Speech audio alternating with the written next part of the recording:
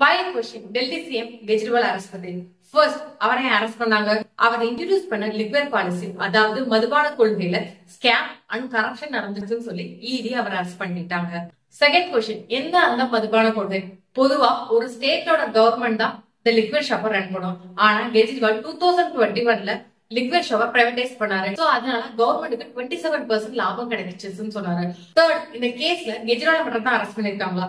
No, அவரோட சேர்த்து டெல்லியோட முன்னாள் டெபுட்டி சிஎம் ஆன மணிஷ் சிசோடியா, மினிஸ்டரான சோய் சத்யேந்திர ஜெயின், ஆம் ஆத்மி பார்ட்டியோட லா மேக்கரான சஞ்சய் சிங் அண்ட் தெலுங்கானா பொலிட்டிஷியனான கே கவிதா இவங்களையும் சேர்த்து அரெஸ்ட் பண்ணிருக்காங்க.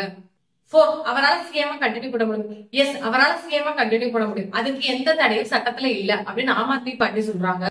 சிஎம் கண்டினியூ பண்றதுக்கு ஜெயிலோட பர்மிஷன் அண்ட் கோர்ட்டோட பர்மிஷனா வாங்கணும்னு சொல்றாங்க. இந்தியாவோட ஹிஸ்டரியிலே முதல் முறையாக பதவியில இருக்கும்போது அரெஸ்ட் பண்ணப்பட்ட முதல் சிஎம் கெஜ்ரிவால். இதுக்கு முன்னாடி ஜார்க்கண்டோட சிஎம் சிபி சோரன், பீகாரோட சிஎம் லல்லு பிரசாத் யாதவ் அண்ட் தமிழ்நாட்டோட சிஎம் ஜெயலலிதா இவங்க எல்லாம் பதவியை ரிசைன் பண்ணிட்டு தான் அரெஸ்ட் பண்ணாங்க. சிஎம் ஓட பாதுகாப்பு எப்படி இருக்கும்? ஆர்டிகல் 361 படி பிரசிடென்ட் ஆர் கவர்னரை அரெஸ்ட் பண்ண முடியாது. ஆனா சிஎம் ஆர் பிஎம் அரெஸ்ட் பண்ணலாம். இன்னும் கெஜ்ரிவாலோட குற்றம் நிரூபிக்கப்படல. சோ இந்த கேஸ பத்தி நீங்க என்ன நினைக்கிறீங்க? இந்த அரெஸ்ட் நியாயமானதா இல்லையான்றத கமெண்ட்ல சொல்லுங்க.